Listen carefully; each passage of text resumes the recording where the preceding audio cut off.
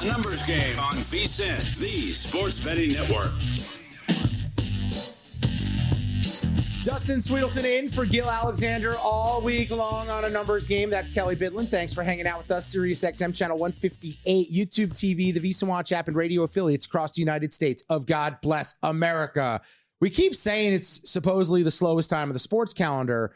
However, the World Cup is bailing us out. Oh, it's been huge. It's been awesome. The World Cup has done what it needed to do. The intentions in America, in North America, was, I think, in large part to hook the American sports fan. Is this the year we care more? I feel like we do care more. We'll get that tested in 4 years when it's somewhere else. Mm-hmm. But as of right now, soccer and where it stands in our zeitgeist is at an all-time high. And to help us break down where we're at in the World Cup, we went from 48 countries. We are down to 3, and a trip to the championship matchup is on the line later today with Argentina and England. More on that in just a moment. We'll look back first as Christopher Sullivan's going to join us. Former World Cup U.S. men's national team forward, broadcaster for beIN Sports. This is his 6th straight World Cup that he's covering for beIN Sports. And you can find him on X at Sullivan Football. Christopher, thank you for the time. Thank you for everything you've been doing here. You've been killing it with all the spots on the network. And I want to begin with yesterday because I kept saying France was inevitable. And maybe that's just me being a soccer noob and not understanding what team play is like. Because when I watched Spain, I was blown away at just the way they're a cohesive unit. Because from my eye, as someone who's just watching this for the first time, the French had more athletes. The French had more goal scorers. That was completely irrelevant. What was your takeaway from Spain's 2-0 victory to advance the final?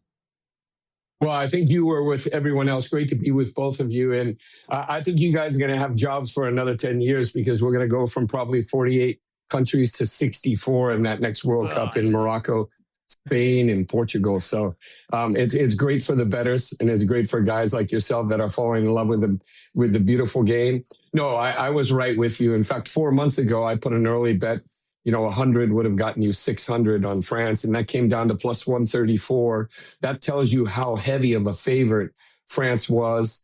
And, aesthetically, from the eye, they were different. If you go, any of the purists that, like I fell in love with France back in the 80s with Platini, Jerez, Tigana, Fernandez, a midfield, beautiful midfield generation under Henri Michel. And then you had in 1998 with Thierry Henry and Zidane and Marcel Desailly, who was working with me, Patrick Vieira, Robert Pires, that great generation. And this France version, I was saying going into this match, guys, that it's one of the most beautiful modern teams that I've seen play because they're a little different than that Vicente del Bosque passing 2010, 2008 Spanish team that was revolutionized under Pep Guardiola that was playing in Barcelona. One of the most phenomenal teams that we've seen from the Dutch in the 70s, from the Hungarians, the Aranycsapat, the golden team from the Hungarian generation in the 50s with Puskás, Tibor, Hirakoti, Kosic.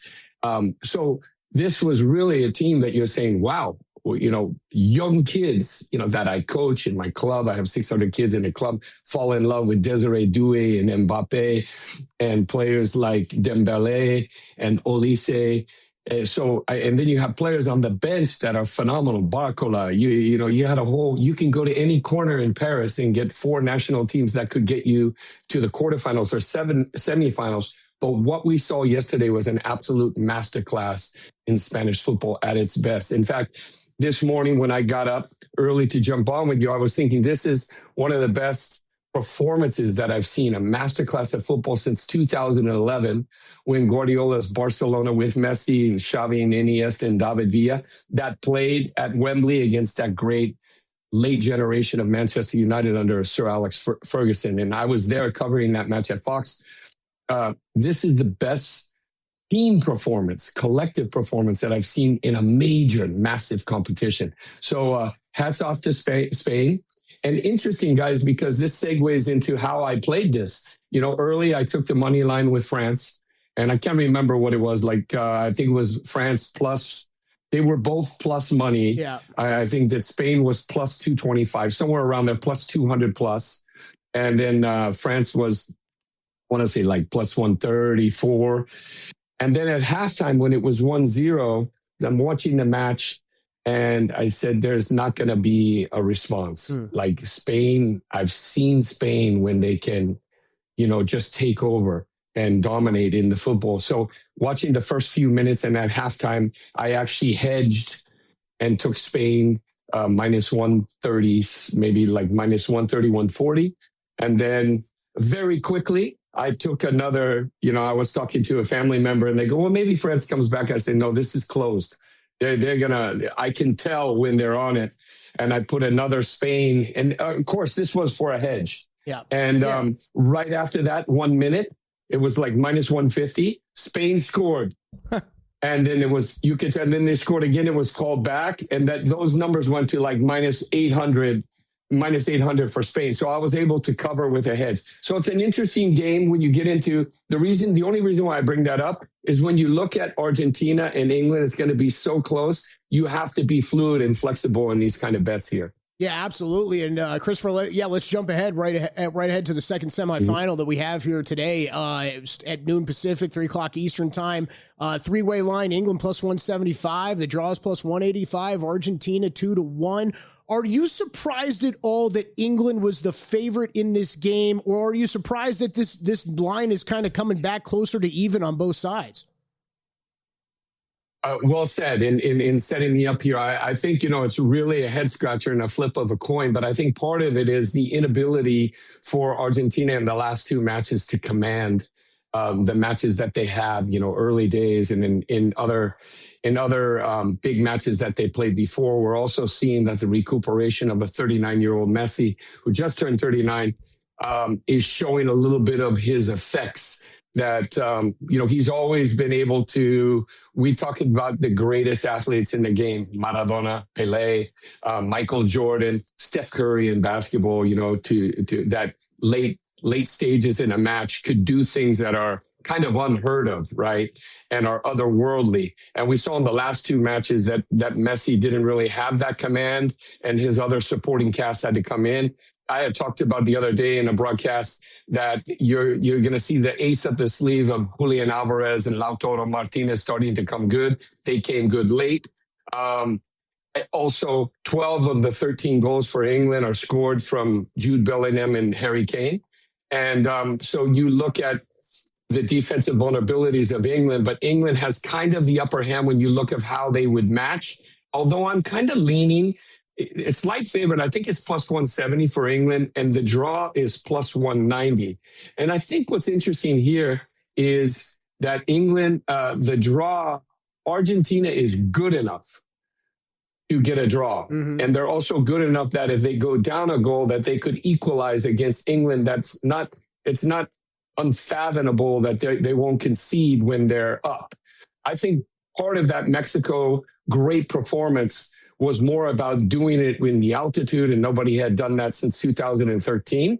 But it was also Mexico's inability. Argentina is a step further, an echelon above, we'll say, Vasco Aguirre's team in Mexico. So I think that this is very much a pick'em. And so, guys, I'm just going to put this out there, and this is not with much bravado or anything, but what I did is as soon as the match was played, I would say for the viewers, is that Spain to win the World Cup is minus 156 without knowing who's going to win. I took a big bet there yesterday. Okay. Because I think whoever wins this match, that Spain's going to go up to minus 200 plus. And so you're actually getting more bang for your buck. If it's Argentina, I think if England goes through, which they very much can, I think that Spain could handle them quite comfortably in the final, because it'll be hard for England to get on the ball. You saw how good France is. And that was a different level across the board, comprehensively, every facet of the game. That was complete domination. That was a total art masterclass that you saw yesterday with Spain. Now, if Argentina plays Spain in the final, that's a different proposition. A lot of those players, including Messi, have played in La Liga. They're a little more competitive. They got a little more grinta. They got a little more gara. So that's how I would play going into here. And I would take a lighter amount on maybe a draw, and then keep the fluidity that if you see England get up ahead or Argentina, and then you want to play a winner off that, leave yourself some room to make an additional bet to either hedge or to add to that, if that makes sense. No, it makes perfect sense. Christopher Sullivan doing a tremendous job here, former men's national team player here in the U.S., broadcaster for BN Network at Sullivan Football. You can find him on X. Thanks for doing this today, man. We've really enjoyed it. Thank you for allowing us to be a part of the beautiful game, getting into it. The analysis is top notch. Appreciate the time as always, and good luck with all the bets. My pleasure. You guys are the best. We'll talk to you soon. Awesome stuff from Christopher there. Yeah, it's Spain versus both these teams is fascinating because Spain is a cohesive unit. England and Argentina, it feels like they rely on individuals more. Kind of feels like the miracle on ice with the way they played the USSR, the Soviet Union back in the day. All right. You're here because you want an edge. That's what separates listeners from winners. But let's be real, mindset alone doesn't get bets home. Pros win because they've got the tools, the data, and the discipline. And now so can you. VSiN Pro gives you access to the same real-time insights the sharps use. No secrets, no fluff, just actionable info that moves markets. Tap the link and see why serious bettors are turning knowledge into profit with VSiN Pro. On a numbers game, the right data changes everything, and the data behind Shopify is hard to argue with. Millions of businesses worldwide run on it, including our own VSiN store. When we launched, Shopify's templates and AI tools got us live fast. Professional looking from day one. No tech background needed. Shopify checkout converts more customers and makes it easy for returning fans to come back and buy again in a single click. Shopify's built-in AI assistant Sidekick is there whenever you need help, building, troubleshooting, or just figuring out your next move. Check out what we built at vsin.com/store. Then go build something of your own. All you need is the idea. Shopify handles the rest. Start your free trial at shopify.com/vsin. That's shopify.com/vsin. Shopify.com/vsin.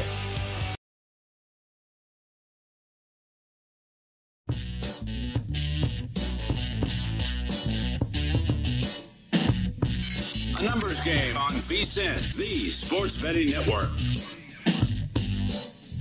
Dustin Sweetelson filling in for Gil Alexander all week long. It is a numbers game on VSiN, the Sports Betting Network. Appreciate you hanging out with us. SiriusXM channel 158, YouTube TV, the VSiN Watch app, and radio affiliates across the United States of God bless America.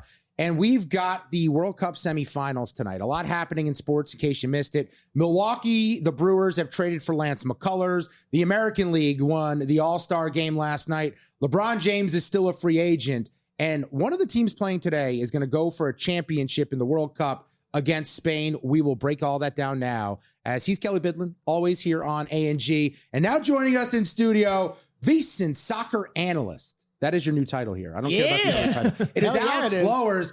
Alex, the write-ups on the website have been spectacular. Thank you. You're doing an awesome job. I appreciate you saw Saturday. I tailed you on the Norway-England game. Both teams to score with England to advance. I got plus 152 on that. Yeah. And then once England went down, I took them to advance it a little bit over even money. So it was a very profitable Saturday. I want to thank you for that. Congratulations. Yeah. Now, your boys are in battle today with Argentina, which should be a fascinating matchup. Before we get to that, let's talk about who they're going to face first, and that's Spain. Spain with the takedown of France. They advanced to the final. I believed in France a lot. Me too. I thought France was by far the best team. When you see the way that Spain plays and the way that France plays, how was Spain able to take them down yesterday? I think you read my articles on the website about France. One of my recurring themes talking about France was Didier Deschamps going to a 4-3-3 in the latter stages, trying to get more control, because with the four attackers on the pitch, they really lacked in central midfield with Rabiot and Tchouameni, who played yesterday. He stuck to his 4-2-3-1, four attackers on the pitch, and you saw Spain absolutely dominate the midfield there. They weren't really troubled. France couldn't keep going, couldn't get anything going, and Spain just rolled to victory. Alex, did you end up being more impressed with Spain than you thought you would be if they won that game? Or if they won that game, is that how it was going to play out yesterday? I think I was more disappointed in France. Okay. Yeah. I think Deschamps didn't really make the changes he could have. He could have brought on Kone, gone free in midfield. Could have been brought on Walt Zemery, who plays for PSG. He's been excellent in midfield for him this year. So just disappointed with France overall. Me too. Very Obviously, much. You're the future. My go-to whenever anything French falls apart in a big situation, I go, that's because they didn't have us to bail them out like World War II. You're from England. Do you guys make the same jokes about France being weak like that? We do, yeah. Okay, so it's a worldwide thing. It's a known thing, yeah. Yeah. So everyone feels the same way about that. That's the one way we're all united. We can all make fun of the French when they come up short here. Winston Churchill's not walking through that door to bail you out this time around if you're the French. Now, there was a controversial play in that match yesterday where there was a penalty called. It resulted in the first goal being scored. When you saw the way it went down, a player for France was trying to clear the zone, trying to kick it. Didn't see that there was a player for Spain coming down offensively to go after that ball. Winds up kicking him, penalty scored. I see a lot of American soccer fans complaining about the call. Was it the right call to call a penalty there? 100%. I think the issue there is a lot of discourse online was they were talking about Luca Digne not knowing he was there. That's the problem. Not knowing he's not there. He should be aware of his surroundings. And the way the ball came down, how long it took for him to take a wild swing at it. Especially against Jamal as well. The referees are always going to give that. I think the discourse about it as well is maybe just the inconsistency we've seen in this World Cup. I know Jed Spence against Norway, he won a penalty. I'd say they're similar. They're the same, similar situations there where he's got in front of the player, been kicked. That went to VAR for Jed Spence, was overturned. Kudus Jamal, no VAR review, straight penalty, and Spain scored, went on to win. Alex, as we start looking ahead, we got the second semifinal today. About the updated futures board, you got Spain -156, England 3-1, Argentina 4-1. Whoever advances today, is there one of these teams that gives Spain more of a problem than the other? Yeah, we will. We would be England. We would be I don't know if you can tell through the accent. That's not an Argentinian accent, just to be clear here. All right, talk about we. Let's talk about us. Let's dissect this just from a bit. Let's pull back. England hasn't been to a World Cup final since '66. Yeah. That's when they last won. And every single year, it's the hope for the glory coming back home. It's coming home. It's coming. What would it mean to you to see them win a World Cup? It's the Holy Grail. It's the bigger than anything. Yeah, the one thing in my sport and life, if I could see anything, it'd be England to lift the World Cup. So I think we are the best equipped we've ever been to get there. I think if you look at us through this tournament, the way we've played, it's not only we've had moments where we've not been at our best, but our mentality, our ability to go 1-0 down to Dr. Congo, for us to keep on, even how well their goalkeeper played in the first half, for us to go 1-0 down, but still come out second half, continue attacking until we got our breakthrough to go on to win that. To go to the Azteca, play against Mexico, all the discourse around that about how frightening the Azteca is, the altitude. We still went there with a better side, went down to 10 men with 35 minutes left and still managed to hold on. And then against Norway as well, went 1-0 down to a fluke goal. Let's be fair here. Like, it was a cross that ended up going in off the post. Yeah. It meant to be a cross to Erling Haaland. I was standing right next to this guy watching it. It was like, that meant to be a pass and it went in. But then, whatever. It was a little chippy with the Erling Haaland goal coming back, whatever, How do you feel about ruining the World Cup for every neutral who was rooting for Norway? It's life, innit? But you know what? At the same point in time, it is about star power, and you can't ask for more than this. You have England, which you just mentioned, what it means to you, what it means to the country for them to win today. They're -120 to advance against Argentina, who's even money. But it's also about superstars, right? Bellingham emerging. You obviously have Harry Kane, who's been there for such a long time. Messi, his final World Cup on the other side. When we talk about star power, this is what we're looking for here. I want to compare and contrast these two teams to what we saw yesterday, though. To me, Spain is not overly athletic. Spain didn't jump off the page with athletes to me, but they play as a team. They play as a unit, and that's how they're able to advance and beat France. It feels like these two teams we're going to watch later today, Alex, they rely on individuals and superstardom to take over. Do you think that's a fair assessment or no? Yeah, I think so in the knockout rounds. I think Jude Bellingham's been the star for England the last two. Harry Kane was the star against Dr. Congo. And then we have Messi and Alvarez as well, who have really shone for Argentina in their knockout games. But going into this game, I actually have England to win, money line. Surprise, surprise. Yeah. But I'm shocked. I have good reasons for it. First thing I'll do is I'll talk about they were lucky against Switzerland, Argentina. Like, they scored in the 10th minute. I think their next shot on target wasn't until like the 9th minute of extra time, in the 99th minute. I mean, it's been some sloppy wins for Argentina over. It has right? been, yeah. This has been a sloppy road to the semifinals. Not what we expected from an Argentina team. No, right? yeah, they shouldn't have lost. The Cape Verde performance was terrible. Egypt as well, they were lucky. But digging into the numbers, the reason why I see that is because they're averaging, on Sunday night, they're averaging like 63.4 kilometers a game. That's been updated now to 79.5 kilometers. They're averaging per game distance covered on SofaScore. It's like a lot of miles. Yeah. Ranked 48th. No, they're ranked 48th. They're the worst team in the tournament. Okay. And the reason you got Cape Verde, who are ranked first, doing 108, that's the reason Cape Verde gave them so much trouble, is they work harder, they cover more distance. And looking at England, we cover 104.8 kilometers a game we average. We're younger, we're fitter. Our average age of our team is 26 and a half years. Theirs is 30 years old. We're in the indoor stadium, air conditioned. No more humidity. Exactly. I feel that with our physicality, age on our side, and our stars, we can win this game in 90 minutes. All right. The write-up over at VSiN.com Alex threw up there today is tremendous. The details, the Declan Rice situation, what's going to happen with Kwanzaa, who no longer with a suspension here in this game. You want to read that, check it out at VSiN.com. The official play, though, Alex, what is it going to be? England money line. I think it was plus 160 on Sunday night. I'm not sure what the number is now, but I highly recommend that. And I was looking this morning, England minus 1.5 goals is plus 450. I saw on Caesars. I'm going to put a little money on that as well.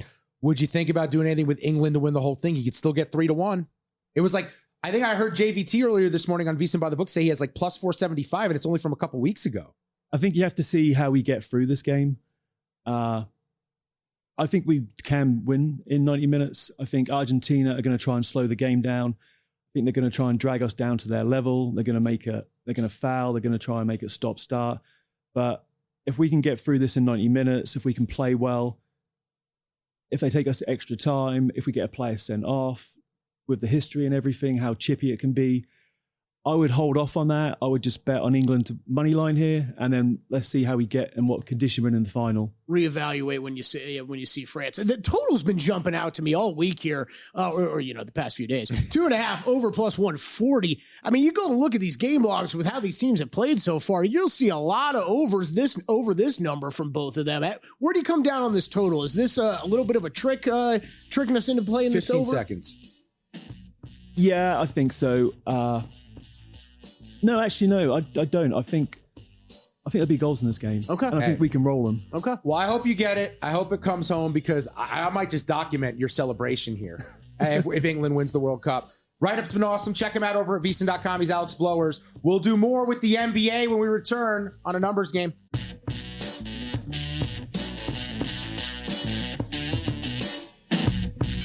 A numbers game on VSiN, the sports betting network. Cruising along. It is a Wednesday morning, July the 15th. Be with you in all. I'm Dustin Sweetelson. That is Kelly Bidlin at Dustin Sweetelson, at Kelly Bidlin, at VSiN Live.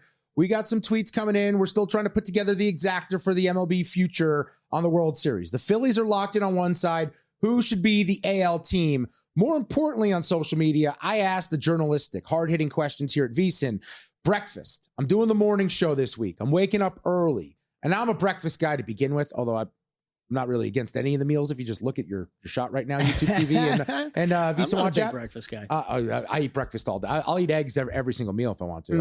I love eggs. But, I got to thinking on my way in that breakfast, if you're going to go with the savory kind, if you're not a child, as we've touched on, it's eggs, it's some sort of meat, and it's a carbohydrate. Right. Whether that's a plate, whether that's it put together on a sandwich, or that's a burrito, you can debate which is the best way to consume it. And we're going to start there with our next guest. He is Nick Whalen. Ooh. He is the co-host of Prop Point that you can catch right after this program on VSiN at 1 p.m. Eastern time. And did I do the time conversion right? 10 to 1? Yeah. Yep. Yeah, Nailed it. And Nick Whalen joins us now right now. RotoWire senior analyst at Whalen on X. So when you're going breakfast, plan of attack, is it a breakfast plate? Is it a sandwich or is it a burrito? So for most of my life, guys, it would have been a bowl of cereal. I was a huge supporter of cereal through middle school, high school, even in college. Freshman year in my dorm room, I actually got like one of those cereal dispensers that you would see at a hotel. Awesome, so I would have like 3 different cereal options. You just twist the knob and be able to fill up a bowl. So we had people coming in from all over the floor, filling up. Flex. But I will say recently, guys, I've gotten away from breakfast. You know, I read like a year ago that Derrick Henry doesn't eat anything until 5 p.m. every day. And I'm like, oh, well, you know, it's working for Derrick Henry. Of course, that'll work for me. Now, I'm not waiting until 5 p.m., but I've become kind of an anti-breakfast guy. But I will say, when I make an exception, it's going to be a breakfast burrito. That is number 1 on my list, and it's got to have the side of the crispy diced potatoes. Yeah, Ooh. I could have answered that because Nick Whalen, especially this time of year, he's going golfing in Wisconsin a lot. He needs something he can grab on the go. The burrito's the easiest on the go, out on the course. I think that makes a lot of sense. Lower carb, you can mix in more New Glarus spotted cows. By the way, we need to work out some sort of trade. We need to trade. New Glarus spotted cow is by far the best beer I've ever had in my life. I had it one time. It was in 2010. I had 2 of them, and I still remember how good the beer was. It's only available in Wisconsin. People have gotten arrested trying to drive it from Wisconsin to other parts of the country. Mm-hmm. All right. That's all the food and beverage talk we have for today. Well, I got more questions about that. Oh, do you? Okay. How do you get arrested? Because they try to sell it at a different bar in a different state, and it's not legal to do that. Okay. Yeah. I'm sure you're allowed to go to Wisconsin, purchase some of your own, and drive it to your house. Greg Peterson does it. Yeah. Although these days, Greg Peterson might be running to Wisconsin and running it back. So, anyway, Nick Whalen's our guest, RotoWire senior analyst at Whalen on X, where you can find him. Let's talk a little NBA, my friend. Kelly and I were just having a discussion, and I don't know if it's bettable anymore, but NBA Rookie of the Year coming off the Summer League. Is it too big of an overreaction? Caleb Wilson with his performance for the Bulls going from around 10, 9-1 all the way down to 5-1 to win this award.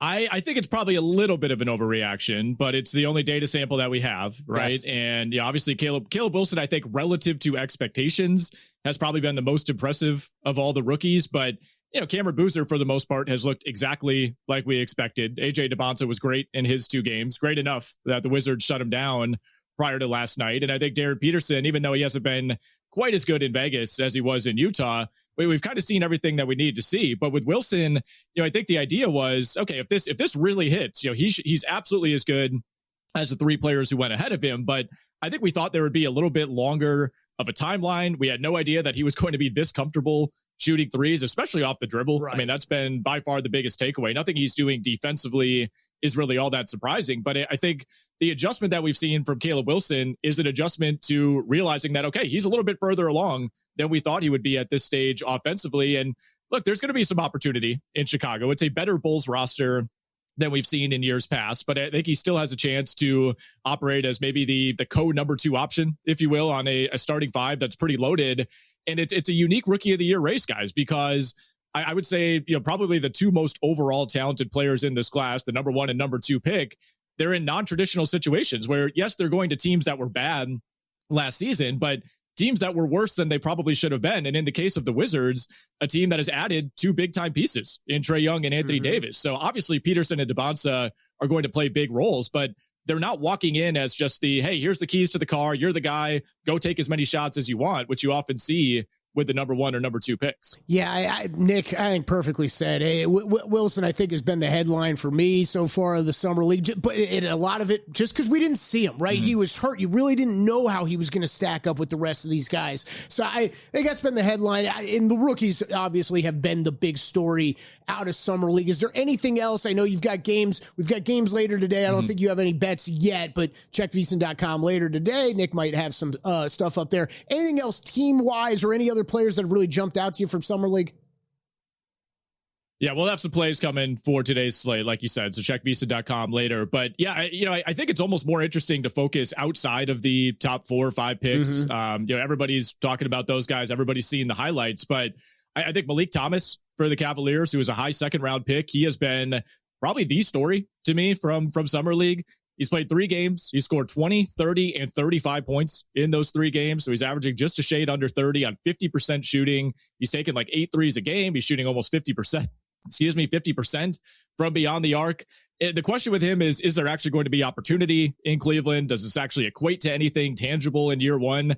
Probably not, but he has played well enough that I think it's attention grabbing, and you kind of wonder, okay, can they find some minutes for him on what's a pretty loaded team? The other guy that's really stood out, guys, is Kaman Malawach, who you'll remember was the number 10 overall pick in 2025. Didn't really play much as a rookie. Looked incredible the other night against my Milwaukee Bucks, who have been horrible so far in Vegas. But through 3 games, Kaman Malawach sitting at 18.5 points, 12 rebounds, 2.3 blocks, 1.3 steals, and he's hit 6 threes. Which we kind of knew was a part of the profile, but it was always we'll see. I know he took a few at Duke, but the stroke looks really good. And this is a Phoenix team that, they have Mark Williams, but they didn't really want to play him more than 24, 25 minutes per game last year. I think Malawach, among these non-star players at Summer League, is somebody who could actually make a big impact this season. Progressive Guest Line brings you Nick Whalen, RotoWire senior analyst at Whalen on X. Also the co-host of Prop Points, coming up right after us at 1 p.m. Eastern here on VSiN. NBA win totals, they dropped yesterday over at DraftKings. The range is 60.5 at the top with the Oklahoma City Thunder. The Brooklyn Nets bringing up the rear at 19 and a hook. That's actually moved from 18.5 to 19.5, and the juice is on the over. A lot of different rules now coming in this year as far as tanking is concerned, which has boosted and also dropped some of these teams in terms of their win-loss over the last few years. How do you think that impacts things, and is there anyone that really jumped out to you with their win total?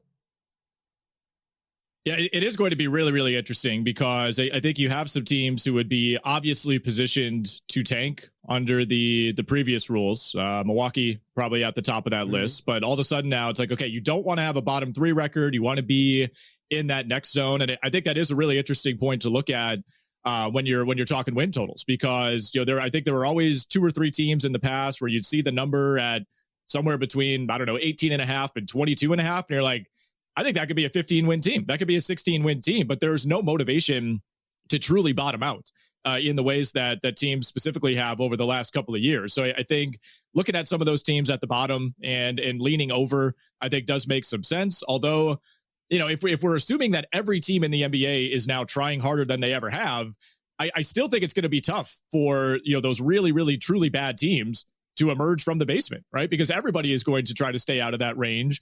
And, if you're the Milwaukee Bucks and you're maybe the least talented team in the Eastern Conference, you're not getting any freebies, in the way that you were in the past. So you can kind of talk yourself in circles on those bad teams. But, one win total that jumped out to me, guys, was Cleveland at 48.5. And I have no idea where LeBron is going to sign. There are still plenty of tea leaves that would suggest Cleveland could be the spot.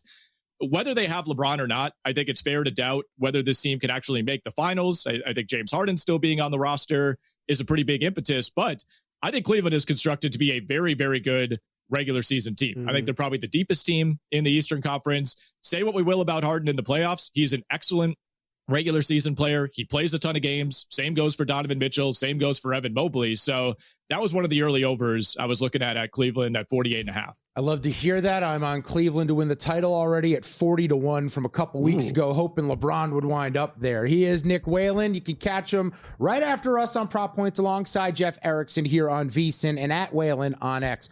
Appreciate the time as always, my friend. The stash is looking tremendous. Have a great show later. We're doing what we can. Man. Thanks for having me, guys. Thanks, Nick. Every time I talk to Nick, I want to make a reference that nobody's going to get, and that is, Nicholas, you're so strong. It's from Nick Swartzen's stand-up act from like 2003 on Comedy Central. Yeah, it's a little specific. Yep. But it's just like every time I say the word Nick, I want to call him Nicholas, and I want to do his grandma's voice of Nick Swartzen. So, for the 3 people out there who might have gotten that reference, thank you for making me feel good. On a numbers game, the right data changes everything, and the data behind Shopify is hard to argue with. Millions of businesses worldwide run on it, including our own VSiN store. When we launched, Shopify's templates and AI tools got us live fast. Professional looking from day one. No tech background needed. Shopify checkout converts more customers and makes it easy for returning fans to come back and buy again in a single click. Shopify's built-in AI assistant Sidekick is there whenever you need help, building, troubleshooting, or just figuring out your next move. Check out what we built at vsin.com/store. Then go build something of your own. All you need is the idea. Shopify handles the rest.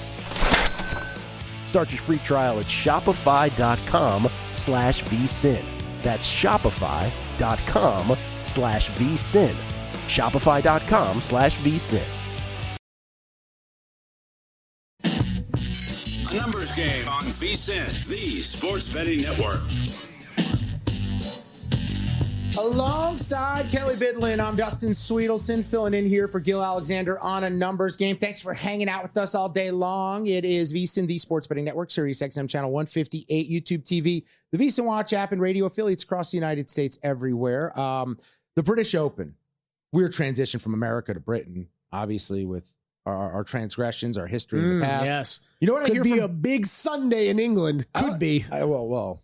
I also hear British people claim that they didn't care about the Revolutionary War. They were like, you can have it. It's not worth the headache anymore. I feel like that's like me after I lose my long shot bets in the All-Star game yesterday. I'm like, yeah, I went long. I didn't really care. I didn't think it was going to happen anyway. Is that what they say when we make jokes about like rematches and stuff like that? Like, well, if you know, they just didn't care that much. They're usually on our side a lot because I think we put a little bit of fear into those bones. All right. Anyway, the British Open's happening this week. Yes, it is. Yes, well, I guess in just mere hours, right?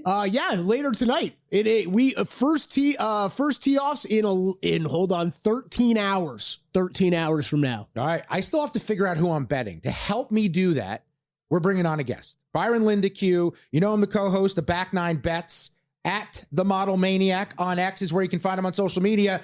And a gentleman who I got to know because we're in a contest together with our buddy Spencer Aguiar, King of the Draft, where it's all these handicappers together doing a DFS style format draft.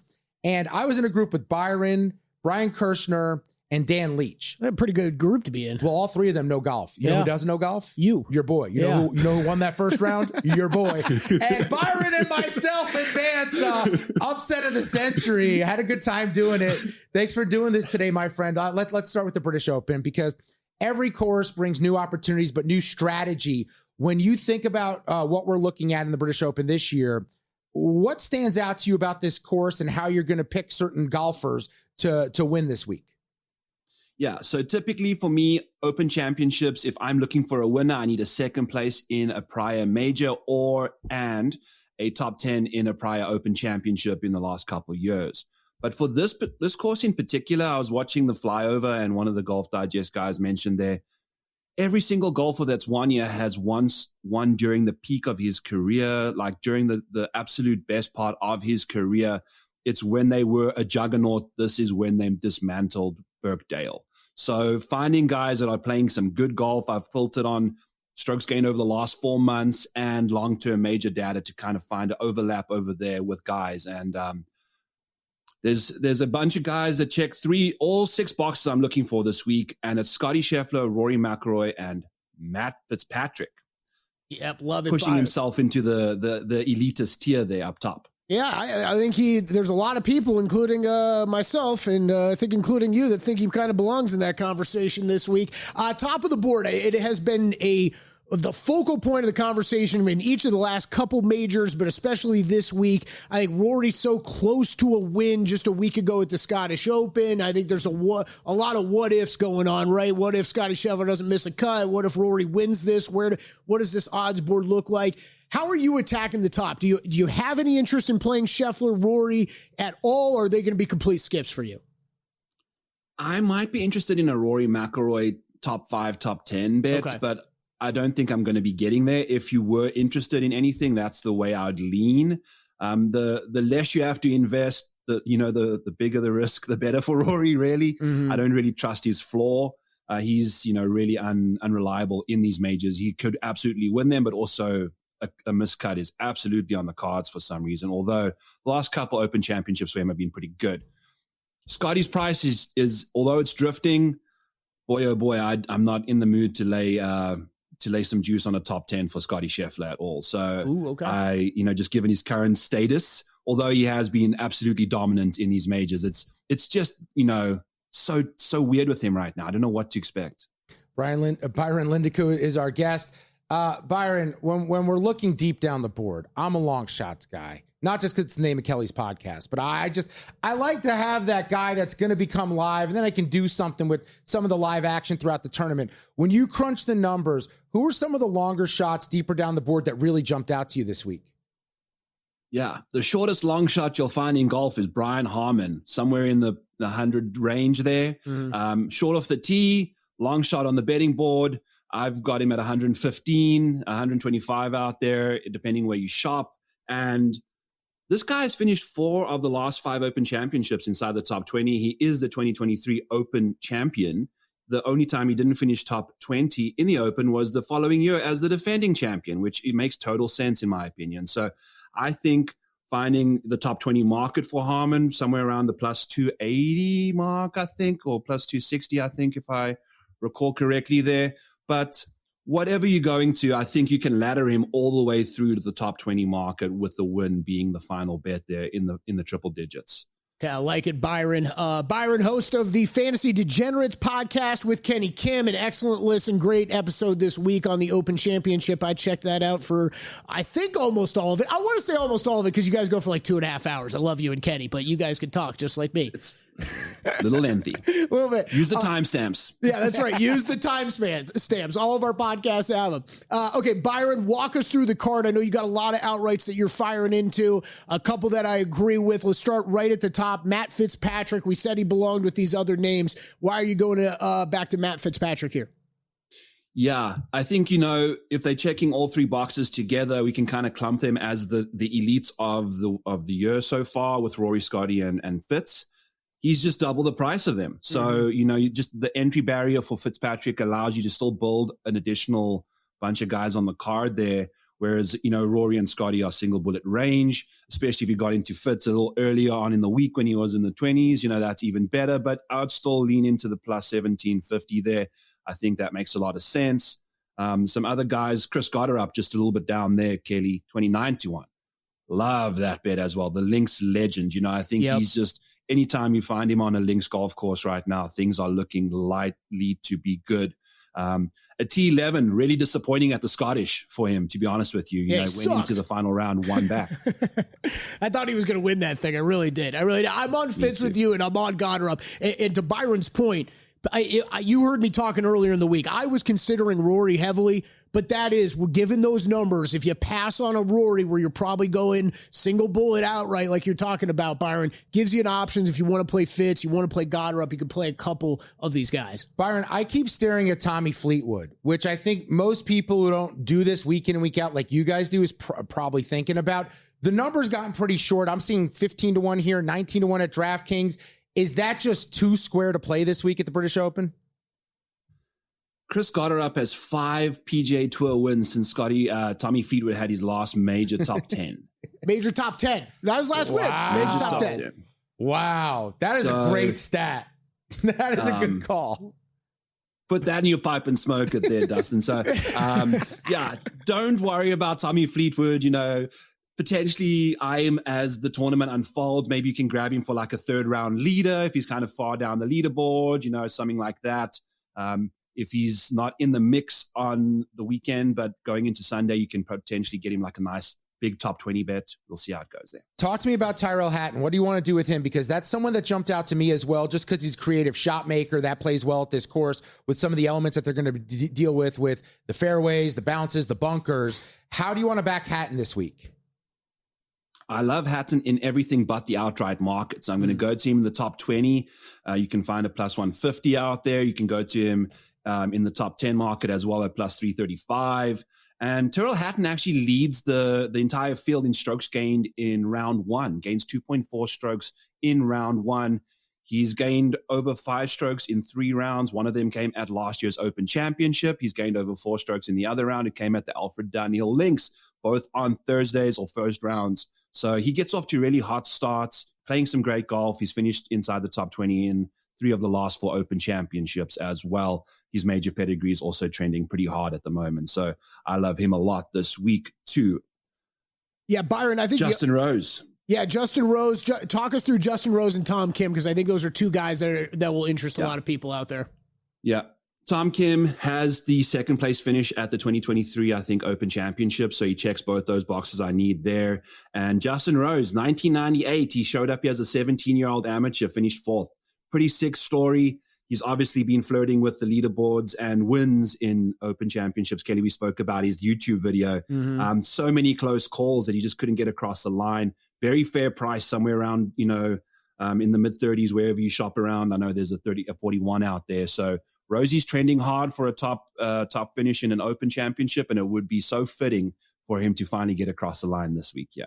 Byron, that was awesome, my friend. Everyone check out Byron Lindekiel, co-host, Back Nine Bets, also on X, at The Model Maniac. That was tremendous. We'll do it again soon. Good luck with all the bets. I think I'm going to tell you guys on Fitzpatrick. I think we're all together on that one. Let's go. Let's ride. Let's go. Let's Awesome go. Have stuff. a good week, gentlemen. You Thank too, so my much. friend. You too, my friend. That was Byron Lindekiel breaking it down as far as the British Open is concerned.